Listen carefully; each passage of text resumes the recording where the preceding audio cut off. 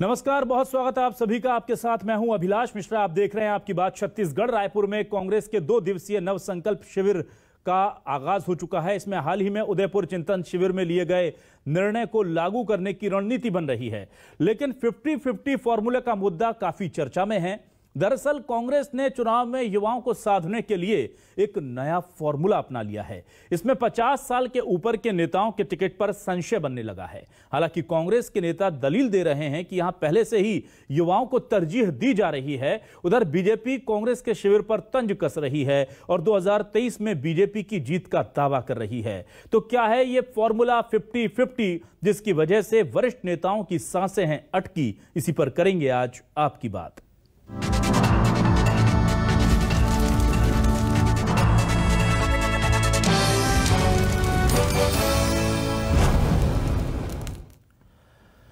तो आइए सबसे पहले आपको बता देते हैं कि यह फॉर्मूला 50-50 क्या है। दरअसल साफ तौर पर आलाकमान ने कह दिया है कि 50 साल से ऊपर के जो लोग हैं उन्हें केवल 50% टिकट मिलेंगे। मतलब अभी जो टिकट मिलते थे, अगर उसमें ज्यादातर 50 साल से ऊपर के लोग हैं तो उन्हें काट करके 50% तो सीधे सीधे युवाओं को दे दिया जाएगा जिनकी उम्र 50 साल से नीचे हो।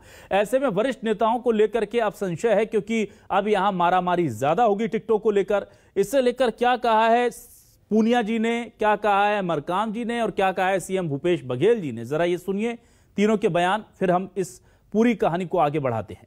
हाँ तो ज्यादा ही होंगे, अब विधायक लोग गिन लीजिए। मंत्रिमंडल के बाद विधायकों की आप बात करें तो अधिकांश उसमें आएंगे, अंडर 50 होंगे। इसमें 50+ में कोई दुविधा नहीं है। हमारे बहुत ही प्रतिभाशाली नौजवान हैं जो जगह लेने के लिए तैयार हैं, और 50% ही तो है, कोई 100% तो नहीं कहा जा रहा है। तो इसलिए कोई किसी को घबराने की भी जरूरत नहीं, कोई चिंतित होने की भी जरूरत नहीं। देखिए 50+ हैं, हमारे अधिकतर 50 से नीचे हैं। मुझे लगता है 50 से नीचे 50% होंगे और 50% से अधिक जो होंगे तो 50+ होंगे, वो तो आएंगे ही क्राइटेरिया में। जो अगर नहीं आएंगे तो उस समय विचार किया करेंगे। तो आप देख रहे हैं आने वाले दिनों को लेकर के चिंता में कौन सी पार्टी है। उधर मध्य प्रदेश में बीजेपी क्या कह रही है कि हम नेता पुत्रों को टिकट नहीं देंगे। क्यों? क्योंकि वो कंफर्टेबल पोजीशन में है मध्य प्रदेश में। कांग्रेस कह रही है हम तो जो जीतेगा उसको टिकट दे देंगे। छत्तीसगढ़ की गणित समझिए।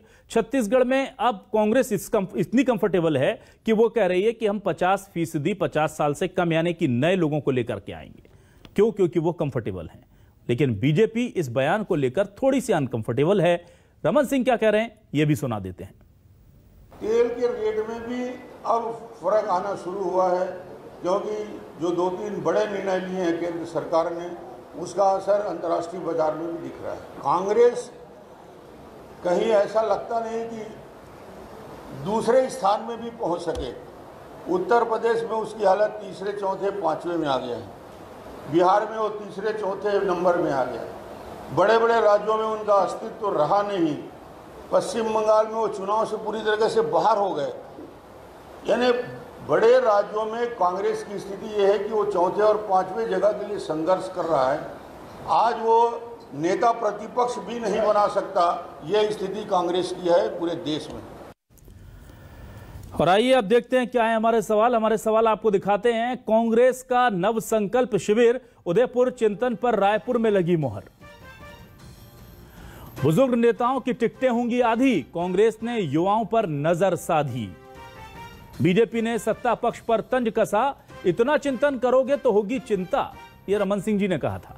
छत्तीसगढ़ में बिछी बिसात 2023 की, क्या हिट हो पाएगा फॉर्मूला 50-50?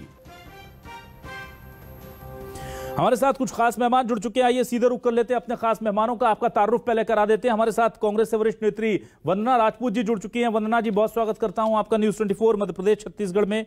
आज बीजेपी के वरिष्ठ नेता श्रीचंद सुंदरानी जी बड़े दिनों बाद हमारे स्टूडियो में आए हैं। सुंदरानी जी, बहुत स्वागत है आपका हमारे इस खास डिबेट में। और हमेशा की तरह हमें हमेशा स्नेह देने वाले वरिष्ठ पत्रकार बाबूलाल शर्मा जी भी हमसे जुड़ चुके हैं।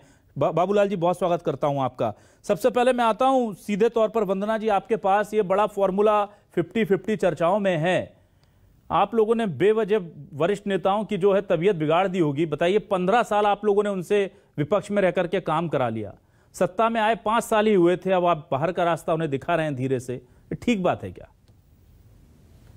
देखिए, इस 50-50 में किसी को घबराने की बात नहीं है, क्योंकि उनको बाहर नहीं निकाला जा रहा है। उनके जो अनुभव है, उनके अनुभव को युवाओं को लाभ मिलेगा और सबको साथ में लेने का ये काम किया जाएगा। ऐसा नहीं है कि 50-50 का अगर फार्मूला अपना रहे तो यहाँ किसी को बाहर निकाला जा रहा है, ऐसा नहीं है।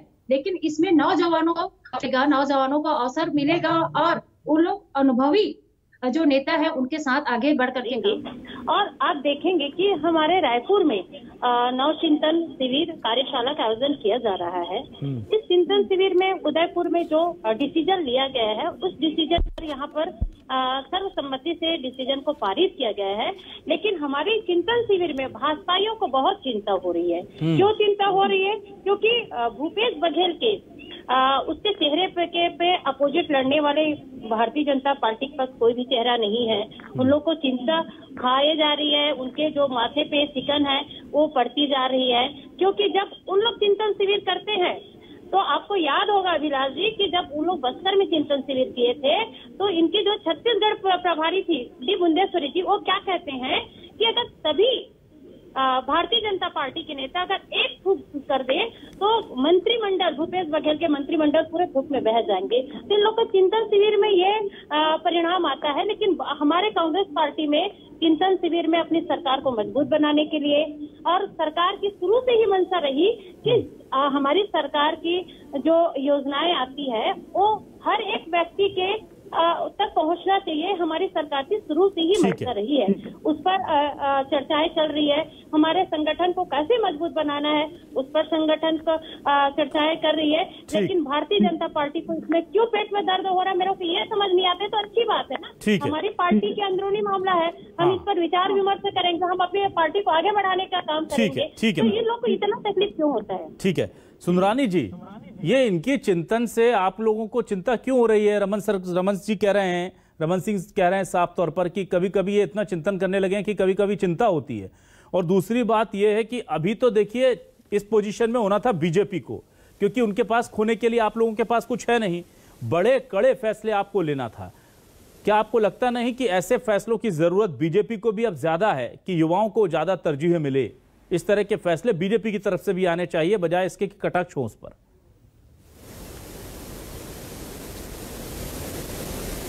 अभिलाष जी, निश्चित रूप से बीजेपी जितने कड़े फैसले करती है वो कांग्रेस वो फैसले कर भी नहीं सकती। जहां तक देश के परिवर्तन के लिए भी जिस प्रकार से मोदी जी की सरकार ने कड़े फैसले लिए, कांग्रेस उनकी आलोचना करते रही। धीरे धीरे जितनी ज्यादा आलोचना करते रहे उतना इनका सफाया नजदीक आते गया। अभी इन्होंने जयपुर में चिंतन शिविर किया, अब रायपुर में चिंतन शिविर कर रहे हैं। इससे भारतीय जनता पार्टी को कोई दर्द नहीं हो रहा। हमारी बहन कह रही थी वंदना जी कि भारतीय जनता पार्टी के पेट में दर्द क्यों हो रहा है? हमारे बिल्कुल पेट में दर्द नहीं हो रहा है। आप पूरी टिकट काट दीजिए, पूरी नए कैंडिडेट उतार लीजिए, बुजुर्ग कैंडिडेटों को हटा दीजिए, हमें इससे कोई फर्क नहीं पड़ता।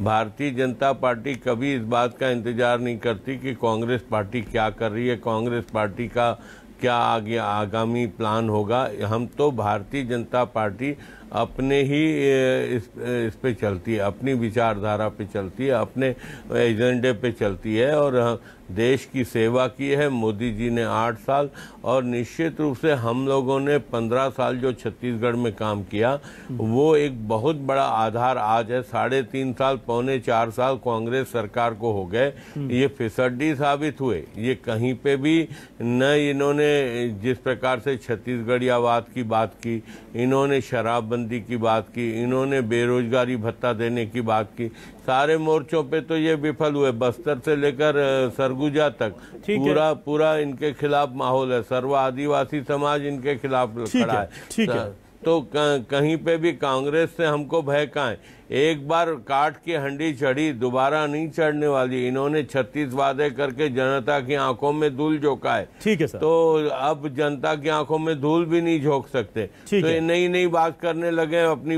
मुद्दों से लोगों को भटकाने का प्रयास। ठीक है बाबूलाल शर्मा जी, देखिए सवाल तो वैसे बहुत हैं, लेकिन मैं आपसे गूढ़ सवाल पूछ लेता हूं। क्या ये जो कहा गया है कि हम युवाओं को तरजीह देंगे, ये एक साल पहले चुनाव के युवाओं को मोबिलाइज करने का सीधे तौर पर फॉर्मूला है, क्योंकि जब पार्टी के वरिष्ठ नेता आकर के कहते हैं कि 50% सीट यूथ के लिए रिजर्व हो गई, तो अगले एक साल जब सबसे ज्यादा जरूरत है संगठन को मजबूत करने की, भागदौड़ करने की, युवा वहां पर खून पसीना बहाएगा। तो ये एक तरह का हम कह सकते हैं कि सीधे तौर पर इसको लालच कह लीजिए, प्रलोभन कह लीजिए, या फिर संकेत कह लीजिए कि अगर आप मेहनत करते हैं तो हो सकता है कि हम आपको टिकट दें और आपके फेयर चांसेस हैं। क्या ये बहुत सोचा समझकर दिया गया बयान है? हर पार्टी को इस बात जानकारी है कि आने वाला समय युवाओं का है जी, और इसीलिए जो है उनको छोड़ा नहीं जा सकता, चाहे वो भारतीय जनता पार्टी हो, चाहे वो कांग्रेस हो, चाहे कोई पार्टी हो जी। सबने देख लीजिए, आप सबका ध्यान युवाओं की तरफ है। ये जो फार्मूला आया है, ये फार्मूला निश्चित रूप से जो है इसी का प्रतिफल है कि अब जो है युवाओं को हम छोड़कर नहीं चल सकते। अब सवाल आता है कि जो प्रतिष्ठित नेता है वो क्या करेंगे, तो उसी में एक पेच फंसता है। और अक्सर कांग्रेस हो चाहे भाजपा हो, एंड वक्त पर जो है मजबूर हो जाती है और वो पूरा फार्मूला गड़बड़ हो जाता है। हमने अभी तक तो ऐसा ही देखा है। लेकिन अगर संकल्प लिया गया है, नया संकल्प हुआ है कांग्रेस में, तो विश्वास किया जाना चाहिए कि नए लोगों को इसमें मौका मिलेगा।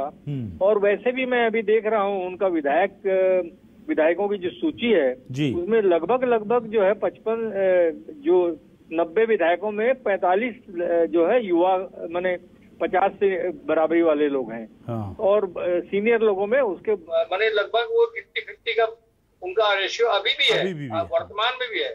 तो लेकिन वर्तमान में भी कुछ टिकटें कटेगी। इस बात की सोच से अब नए चेहरे जो है, ये जो अभी भूपेश बघेल का दौरा चल रहा है विधानसभा क्षेत्र में, ये इसी संदर्भ में है कि नए चेहरों में कौन ऐसा है जो जीत सकने की उम्मीद रखता है, संभावनाएं जिसकी ज्यादा है।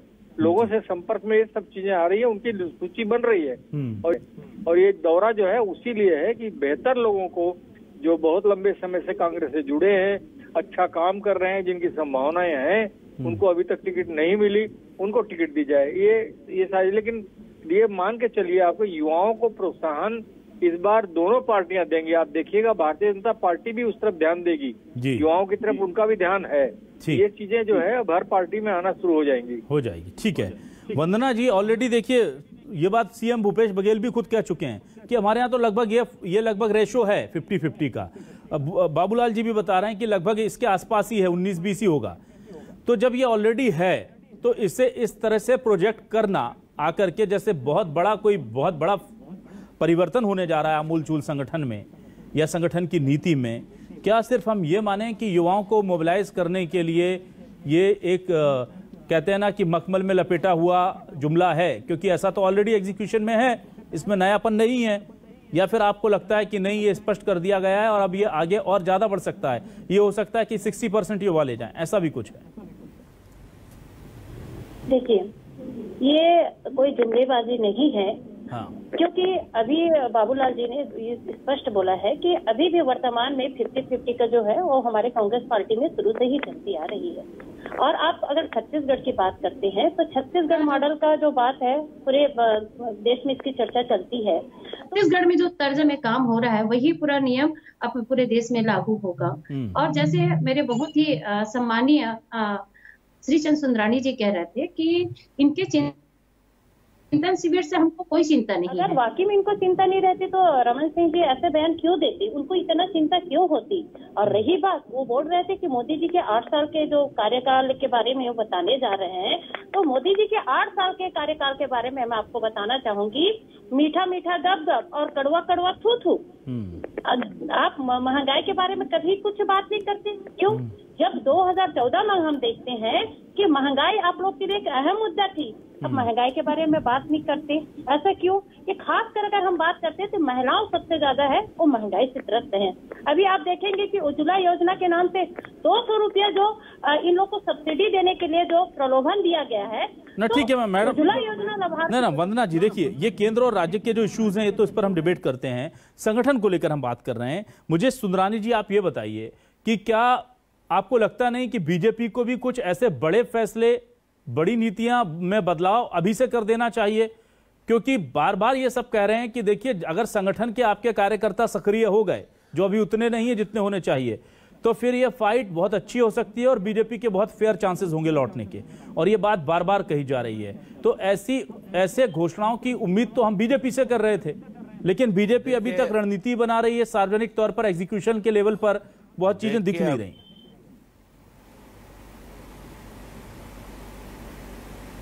देखिए अभिलाष जी, निश्चित रूप से भारतीय जनता पार्टी अगली बार 2023 के चुनाव में सत्ता पे लौटेगी और उसकी सारी व्यूह रचना बन रही है। दिल्ली से लेकर छत्तीसगढ़ तक ये सारी चर्चाएं हो रही है, सारे मुद्दों पे चर्चा की जा रही, क्या किया जाए, क्या परिवर्तन किया जाए, क्या नहीं किया जाए। ये सारे पार्टी हमारी संगठन का काम करती है, 5 साल काम करने वाली पार्टी है ये, और 5 साल से लगातार बूथों को मजबूत करने की दिशा में, संगठन को मजबूत करने की दिशा में, अपना आधार बढ़ाने की दिशा में भारतीय जनता पार्टी ने काम किया है। रहा सवाल कड़े निर्णय लेने का, तो आपने देखा पिछले लोकसभा चुनाव में 11 के 11 उम्मीदवार हमने चेंज किए, 7-7 बार 8-8 बार सांसद चुने गए, लोग भी चेंज हुए। तो ये भारतीय जनता पार्टी में साहस है पूरा निर्णय लेने का। कांग्रेस पार्टी तो अभी भी बचाव का रास्ता बना के चल रही है, 50-50। तो 50-50 तो हर पार्टी में होता है, ये कहे ना 100% हम नौजवानों को देंगे टिकट, हर पार्टी में होता है। चुनाव के समय में कुछ टिकटें बदलती है, कुछ पुराने लोगों को दी जाती है, कुछ अनुभवी लोगों को दी जाती है, कुछ नए लोगों को दी जाती है। तो हर पार्टी की प्रक्रिया है, ये कोई नई बात क्या करने जा रही है कांग्रेस पार्टी। ठीक है, सिर्फ लोगों को भुलावे में अपने ओर से ध्यान हटाना चाहते हैं, जो विफलताएं इनकी है उससे ध्यान हटा के ये नौजवानों को प्रभावित करने के लिए इस प्रकार की बात कर रहे हैं। हकीकत में ये स्थिति है कहाँ? ठीक है, लगभग आधे कैंडिडेट 50 के नीचे होते ही हैं, आज भी है, कल भी रहेंगे। बाबूलाल शर्मा जी, मुझे बताइए कि जब ये ऑलरेडी ऐसा ही रेशो चल रहा है, तो इसे यहाँ से आकर के इस तरह से प्रोजेक्ट करना, हाईलाइट करना, इसके क्या मायने निकाले जाएं? और दूसरी बात मैं ये पूछना चाहता हूँ कि कांग्रेस में अभी बहुत अच्छा बैलेंस है, हम संगठन में देखें युवाओं का भी, यानी 50 से नीचे वालों का और 50 के ऊपर वालों का। ये बैलेंस आगे भी बना रहेगा अगर इसी को साथ आगे बढ़ते हैं तो। अब बीजेपी इस लिहाज से आपको कैसी नजर आती है? क्या अब आपको लगता है कि बीजेपी में युवाओं को लेकर, युवाओं के नेतृत्व को लेकर कुछ कमी लग रही है संगठन में? उन्होंने इस तरफ इशारा किया था कि जो प्रतिष्ठित नेता है उनके मन में एक प्रकार का संकोच पैदा कर दिया था उन्होंने, कह के कि बहुत से लोगों को अब आराम करना पड़ेगा। उनका ये इशारा भी युवाओं को नए तवज्जो देने की बात की। और उसके बाद से सेकंड लाइन के जितने भी नेता इनके यहाँ है भारतीय जनता पार्टी में, सबके बाद से खिल गई थी। और अभी भी लोग उम्मीद से हैं कि हम लोगों को मौका मिलेगा। भारतीय जनता पार्टी में वही चीज चल रही है और यहाँ तो ऑलरेडी है। और क्योंकि नव संकल्प शिविर में ये निर्णय हुआ है कि 50 से कम वालों को तवज्जो दी जाएगी और यहाँ ऑलरेडी है, तो इसलिए उस बात को इम्प्लीमेंटेशन की बात उन्होंने बड़े पक्ष के साथ कही है। मैं एक दूसरी बात कहना चाहता हूँ कि जो भारत जोड़ो योजना का प्रसंग आया, उसमें भी इन्होंने 75 किलोमीटर की यात्रा तय की है, नए को मौका की बात भी की है। मैं दूसरी बात कह रहा हूँ कि यहाँ नव संकल्प शिविर से जो बातें निकली उदयपुर से, उसमें आपने ध्यान दिया होगा छत्तीसगढ़ मॉडल जो है वो प्रमुखता से उभरा और छत्तीसगढ़ मॉडल की चर्चा हुई। और उसी छत्तीसगढ़ मॉडल की चर्चा यूपी के चुनाव में नरेंद्र मोदी भी कर चुके हैं और योगी आदित्यनाथ भी कर चुके हैं। तो नाम उन्होंने छत्तीसगढ़ मॉडल नहीं लिया, लेकिन यहाँ की जो योजना है उस पर बात की।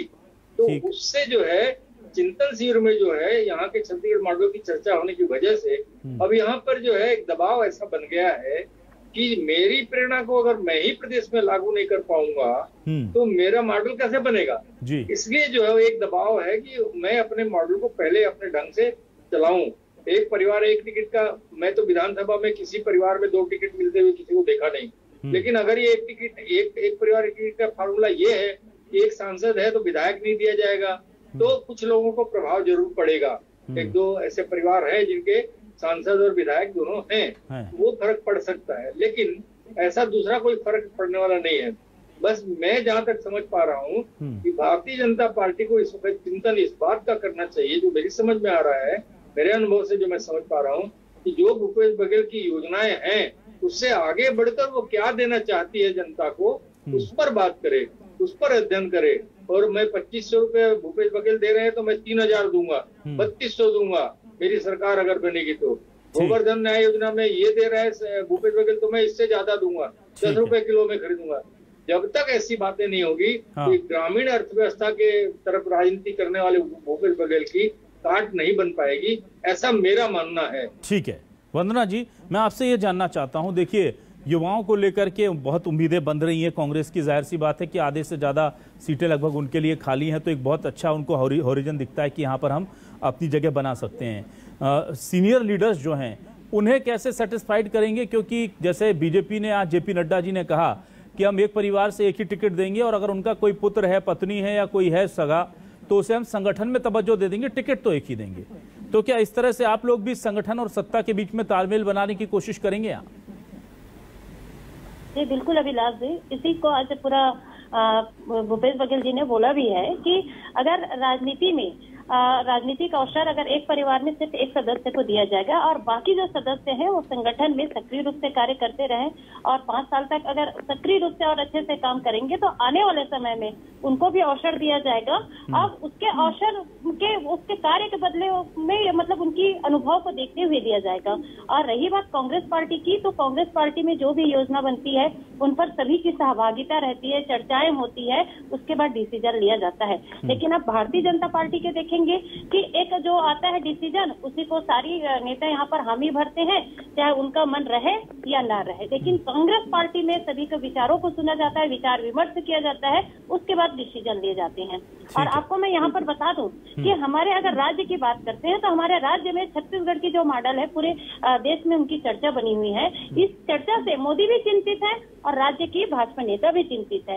उनके तोड़ भूपेश बघेल के तोड़ इसके पास नहीं है, इसलिए लोग चिंतित तो हो रहे हैं और मनगढ़ंत कहानी बता करके इन लोग यहाँ पर अराजकता फैलाने की कोशिश कर रहे हैं। और आपको मैं बता दूं इन लोग के पास अभी कुछ भी मुद्दा नहीं बचा है, क्योंकि किसान के लिए यहाँ पर राज्य सरकार काम कर रही है, महिलाओं के लिए काम कर रही है और यहाँ पर देखे होंगे कि युवाओं के लिए काम कर रही है। तो इन लोग मुद्दा विहीन हो गए हैं और मुद्दा की तलाश में भटकने का काम कर रहे हैं। ठीक है श्रीचंद सुंदरानी जी, देखिए ये बात तो बहुत स्पष्ट तौर पर है कि सीएम भूपेश बघेल जिस तरह से सरकार को चला रहे हैं उसको लेकर के पूरे देश में कांग्रेस कहीं मजबूत नजर आती है तो वो उनमें से छत्तीसगढ़ एक प्रमुख राज्य है। और ये बात सही है कि पूरे देश में बीजेपी अगर सबसे कमजोर कहीं पर है तो वो छत्तीसगढ़ में भी उसमें शुमार कर लिया जाएगा, जहां बहुत अच्छी स्थितियों में रही है। मैं उन राज्यों की बात कर रहा हूं। अब मुझे ये बताइए कि क्या आपको लगता नहीं कि ऐसे वक्त में अपनी कमजोरियों को स्वीकार करें और बजाय इस पर कि हम विपक्षी के संगठन की नीतियों की आलोचना करें, अपने संगठन को सक्रिय करने की कोशिश करें। हम देखते हैं कि जब भी संगठन को लेकर के ऐसा कोई फैसला आता है तो इधर रमन सिंह जी, धर्मलाल कौशिक जी कटाक्ष करते हैं। और आज ही मैं देख रहा हूं कि एक राष्ट्रीय रिपोर्ट आई है जो बड़ी भारी रिपोर्ट है, वो कह रही है कि बेरोजगारी दर पूरे देश में सबसे कम छत्तीसगढ़ में है। तो आप जो कह रहे हैं और केंद्र से, दिल्ली से जो एप्रिसिएशन मिल रहा है, चाहे वो बीजेपी की केंद्र सरकार से मिल रहा हो चाहे दूसरी एजेंसियों से मिल रहा हो, वो मेल नहीं खाता। तो ऐसे में आपको लगता नहीं कि इस वक्त हमें ज्यादा अपना आत्मचिंतन करने की जरूरत है, दूसरों के चिंतन से ज्यादा अपनी चिंता करनी होगी अभी?